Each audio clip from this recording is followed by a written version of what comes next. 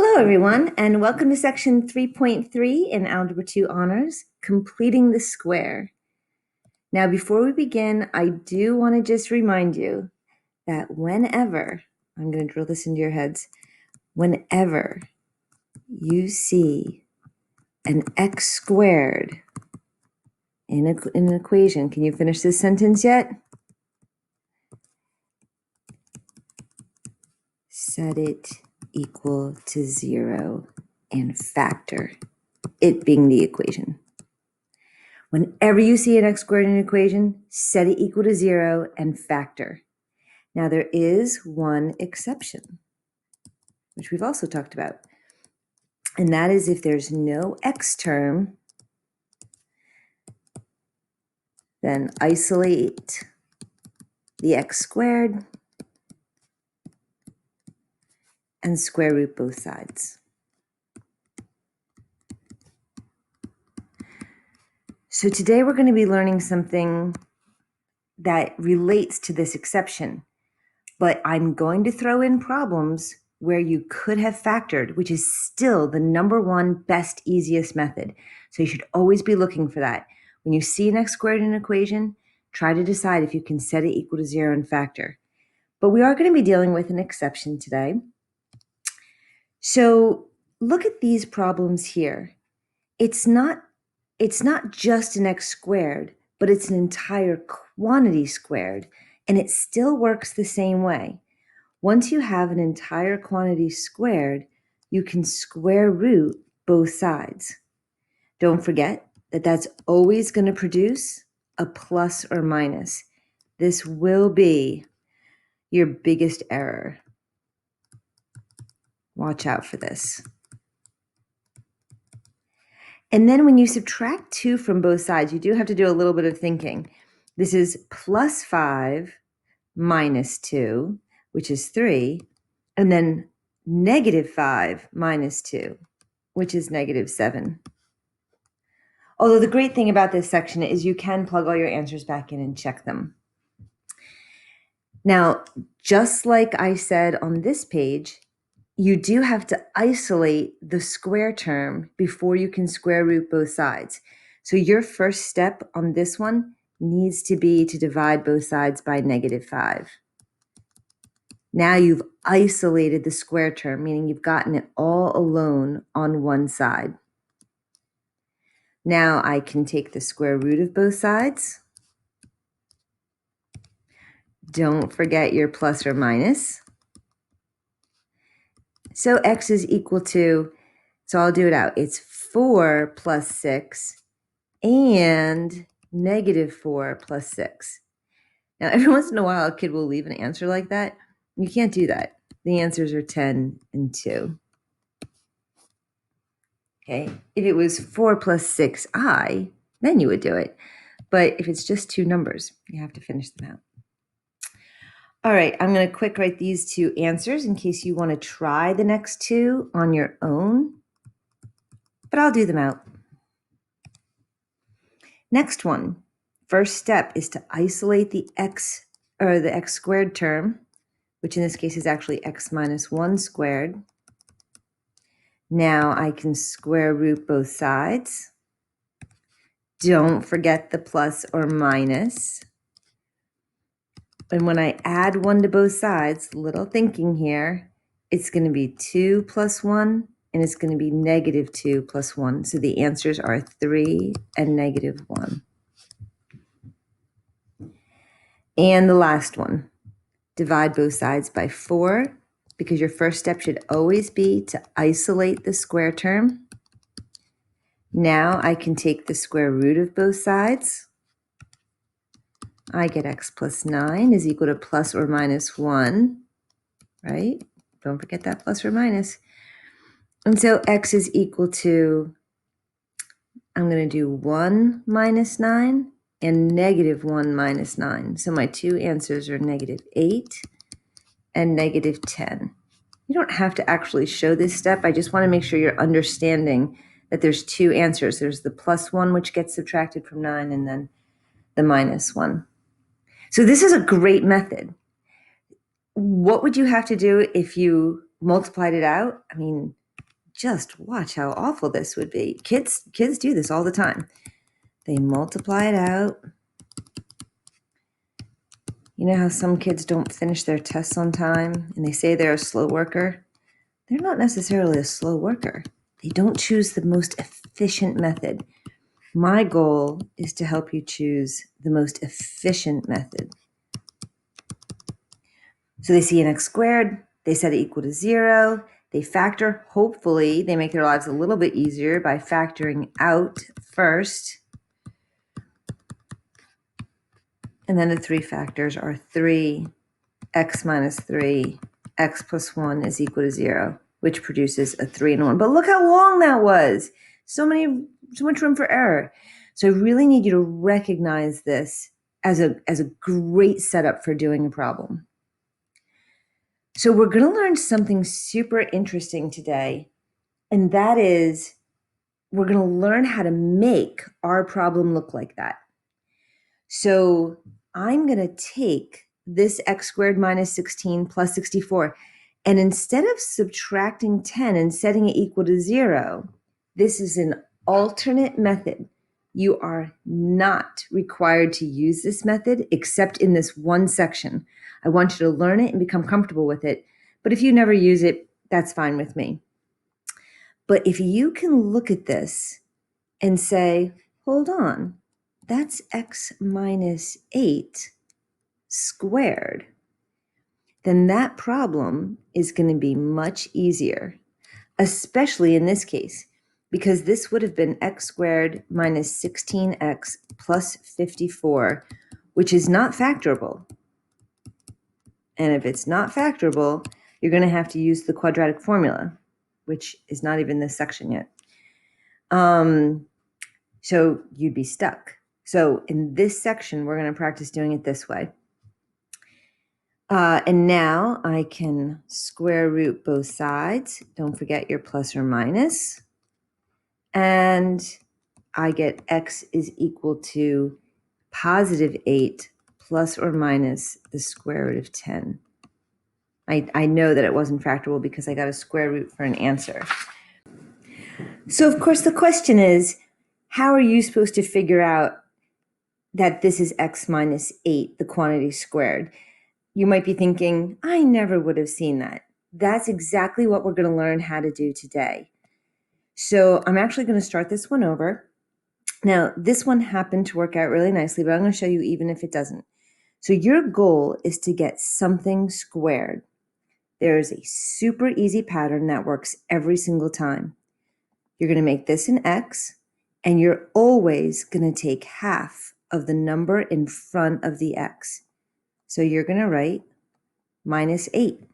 You're going to make that work every single time. So I can already start this one. This one is going to be x minus 5. Okay? This one is going to be x minus 2 every single time. And this one is going to be x, got the hang of it yet? Plus 4. So it's very easy to figure it out. Now this next part is a little bit trickier. If you were to multiply that out, x minus 8 times x minus 8, as expected, you would get x squared. Inners and outers would make 16x. That's how I got that 8. And then the last times the last would make 64, which is exactly what's there. And that's why I was able to just do this one without much thought. But that is not normally going to work out so nicely like it did on this one. This one is x minus 5 times x minus 5, which is x squared minus 10x. Of course, we knew it was going to be 10x. But then it's supposed to be plus 25, right? So here's what I'm going to do to make it work. I'm going to add a 25 to both sides. I know it's weird. I'm going to add a 25 to both sides. This 25, I'm just ignoring that 7. I just added a 25 because I wanted it to be there. But to keep it even, I'm going to add a 25 to the other side, and I'm allowed to do that as long as I do it to both sides. So this becomes x squared minus 10x plus 25. That piece becomes x minus 5, the quantity squared. The 7 is still there. And on the other side, I get 25. I'm going to subtract 7 from both sides, which some people do first. We'll do it both ways so you can see which way you like better. X minus 5 squared is equal to 18. X minus 5 is equal to plus or minus the square root of 18.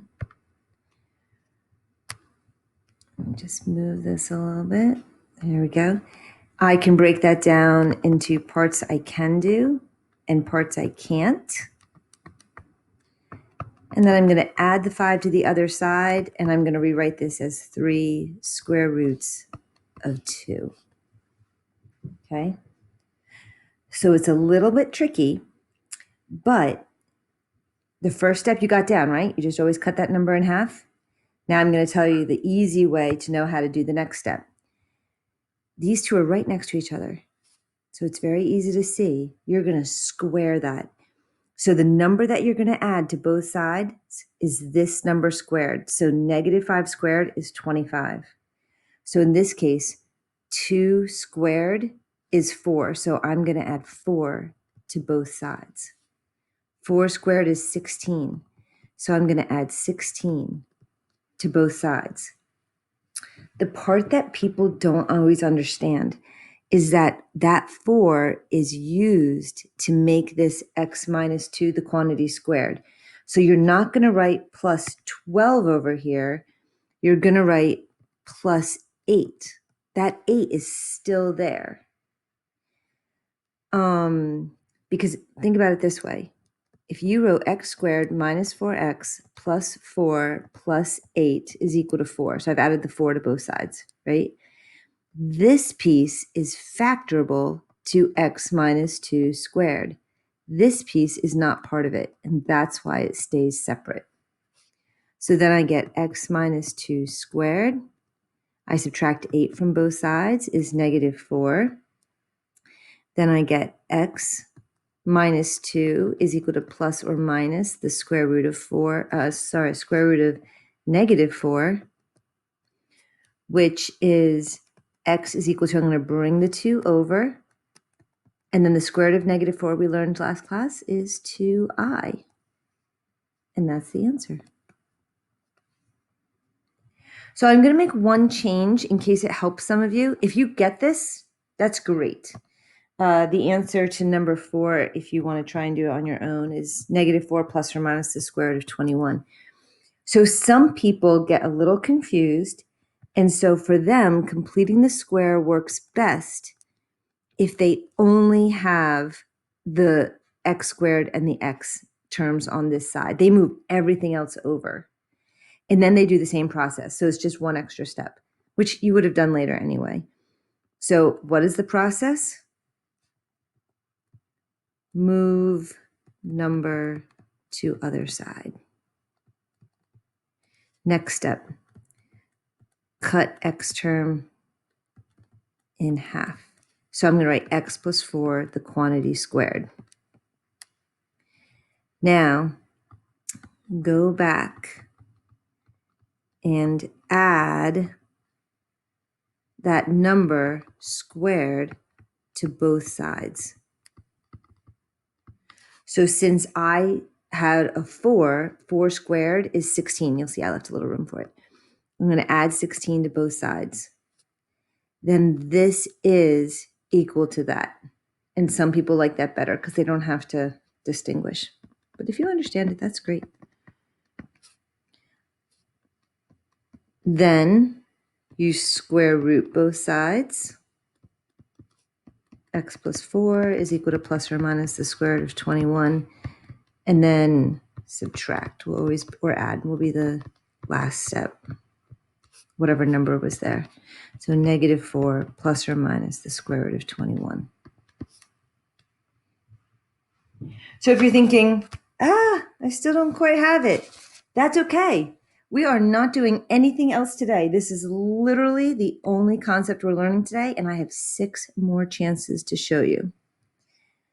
I am going to add, well, by the way, actually, first, I'm going to go ahead and write down the answers. And if you think that you could do these on your own, that would be great. Get ready to screenshot it because I don't want to leave the answers up there. I need the space to do the work. Or maybe you're writing them down since I'm going so slowly here. And x is equal to -5 halves and 1. Okay, go ahead and screenshot that. Okay, so I actually am going to add a step, simplify. So if you ever look at something and you're like, oh, you know what? I can divide every single term by 3. You know what? If you can make your life easier, that is always a good thing. Okay. So I am going to move the 5 to the other side because, like I said, I think people get it a little better that way. I left the space though because this is equivalent to x. I cut this in half plus 2 squared. And then what number do I add to both sides? This number squared. I always think of it like 2 squared is, it's like a little path I'm following. So I'm going to add 4 to both sides. And that gives me x plus 2, the quantity squared, is equal to -1. Again, that 4 is being used. X plus 2 times x plus 2 is x squared plus 4x plus 4. So I used that 4 and it's now missing. This 4 is actually like a part of this side. That's why it comes out to -1. So now I have x plus 2, the quantity squared, is equal to -1. I square root both sides. And I get x plus 2 is equal to plus or minus I. X is equal to -2 plus or minus I.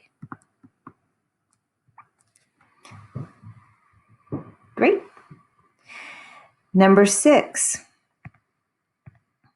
Ooh, I see I can divide again. In fact, I can divide by -3. That's even better. Whenever you can simplify, that will always make your life better. So I get x squared plus 3x plus 2 is equal to 0. Now, I know we're focused. Oh, by the way, this process is called completing the square because you're making the number that completes your ability to write this as a square term. So it's called completing the square. So I know we're focused on completing the square, but remember, I want your first thought throughout the next several years to be whenever you see an x squared in an equation, set it equal to 0 and factor. So this is kind of a backup method when you can't factor. Well, this one you can factor.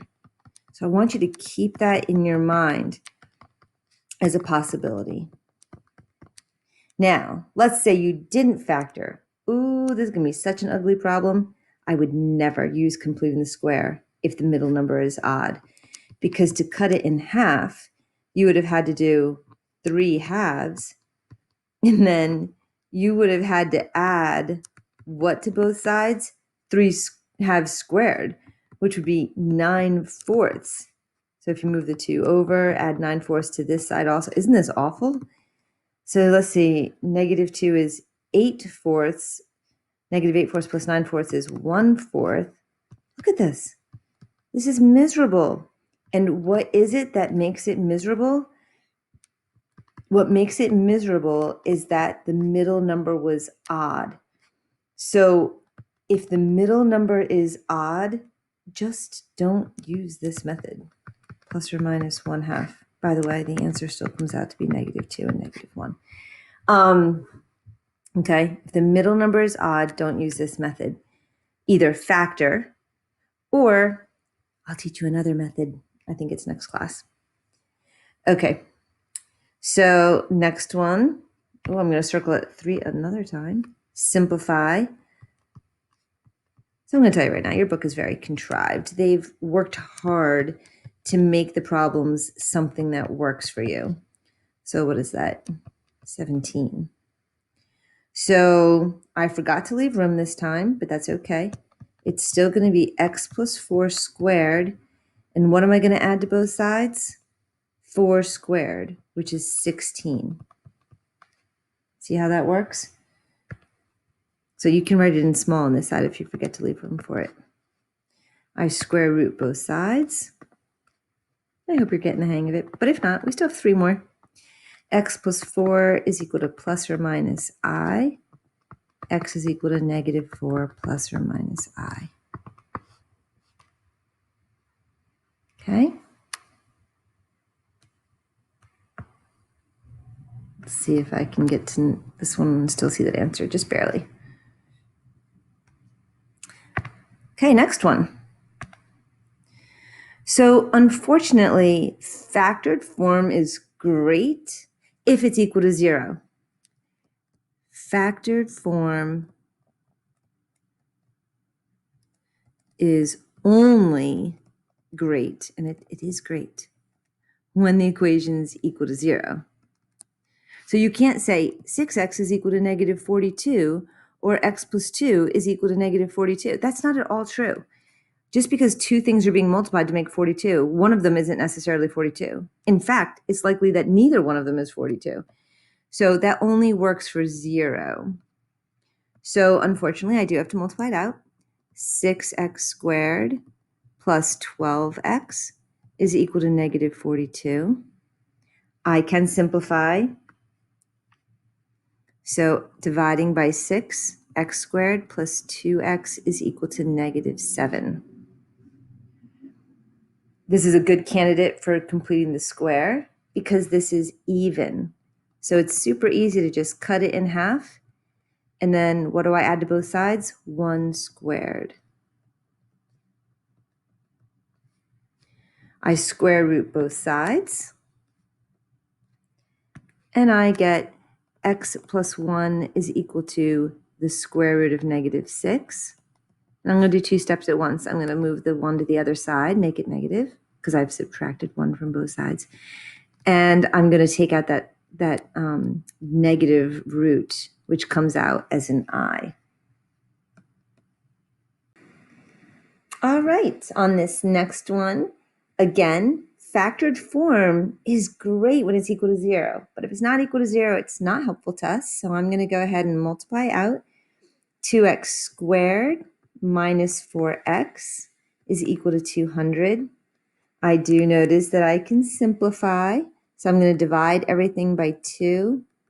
I'm going to leave a little bit of room there so that I can complete the square. This process is called completing the square.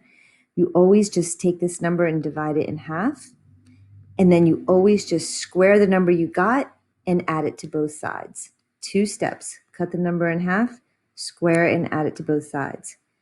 Why does this work? Because x minus 1 times x minus 1.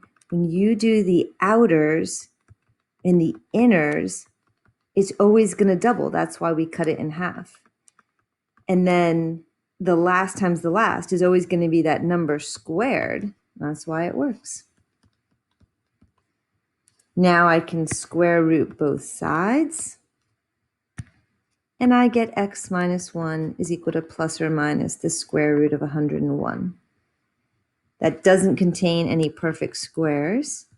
So I can just add the 1 to the other side and I'm done. Okay, last chance for you to practice this on your own. Oh, this one doesn't look good. I can't simplify. Not everything is divisible by 2 or 3 or 5, none of those numbers.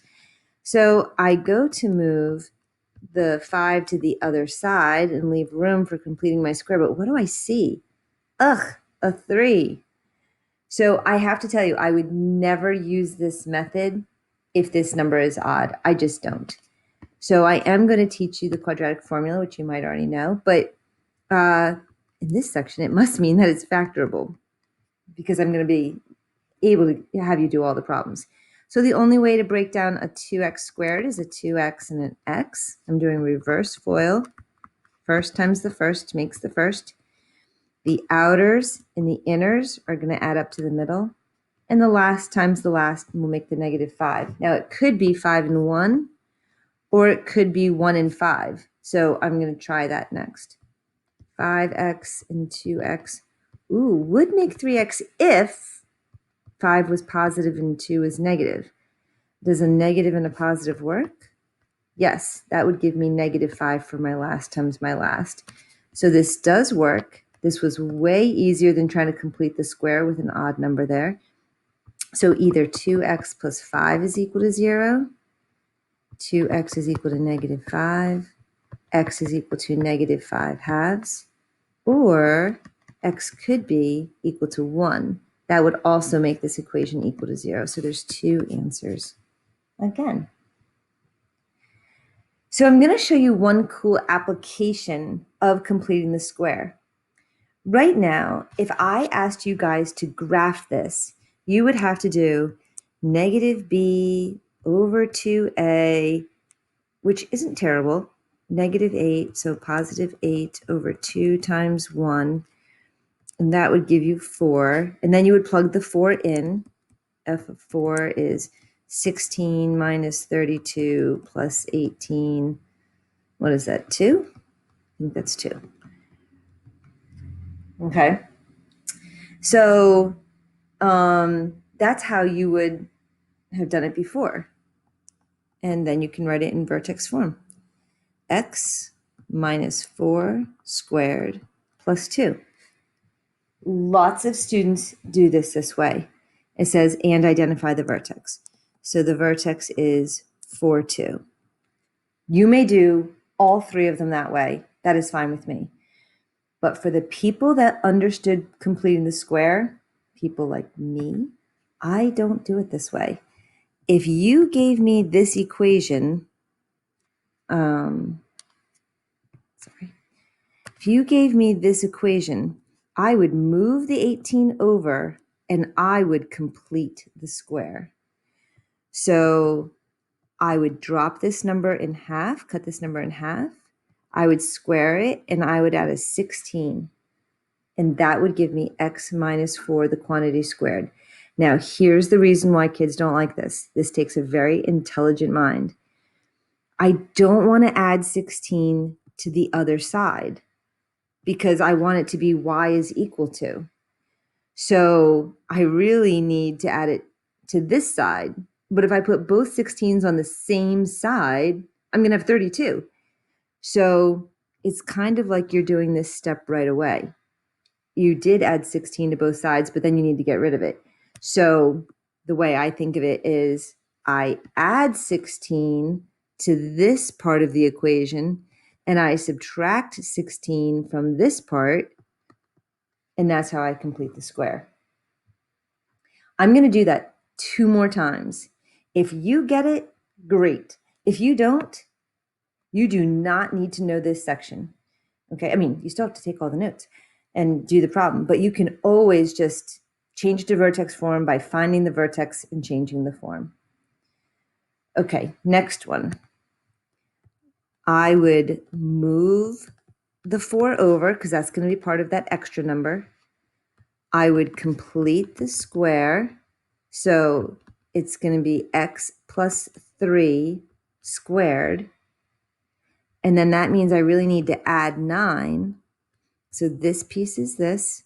And then to like counteract that plus 9, I'm going to subtract 9. Or if it helps you, you can do it the way we've been doing it, which is add 9 to both sides. But then you're going to have to subtract 9 to get rid of it. So that gives me -5. Come on, that was so much easier than -b over 2a. So my vertex is -3, -5. I really like this method. I think it's so easy. Last one. I move over the -6 to make room for my completing of my square. All I do is cut this in half. I square it to figure out what number I'm going to add to both sides. but instead of adding it to both sides, I'm going to subtract it, and that gives me -7. Y is equal to, well, it's already there. I don't need to rewrite it. The vertex is +1, -7. Okay. So that's our whole lesson on completing the square. If it feels a little short, that's because remember, every day you're supposed to be working on your word problem packet. So if we had been in school, I would have taught this lesson, as you can see, pretty quickly. And then the rest of the time would have been given for word problems. So I do hope that you've formed your group and you are working on them together. Have a great day.